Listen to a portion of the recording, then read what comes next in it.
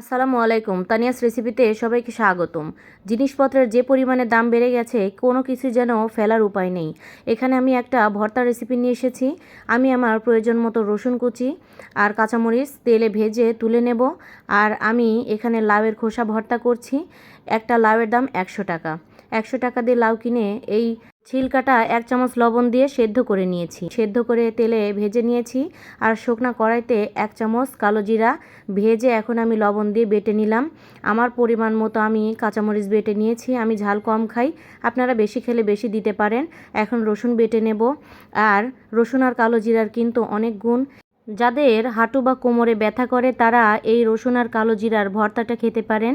আমি দেখুন লাউয়ের খোসাগুলো সেদ্ধ করে 1 চামচ তেলে ভেজে নিয়েছি। আর এখানে সামান্য চিংড়িও আমি ভেজে নিয়েছি। আর লাউয়ের খোসা আর চিংড়ির এই ভর্তাটা কিন্তু খুবই মজা লাগে। আর আমার বাসায় প্রতিদিনই 1 রকম বা 2 রকমের ভর্তা অবশ্যই থাকতেই হবে, এটা আমার ছেলের কথা। সব কিছু সুন্দর করে বেটে নিয়ে আমি আরও একটা বাটা দেব, এতে করে ভর্তাটা খুব মিহিন হবে আর সব কিছু ভালো মতো মিশেও যাবে।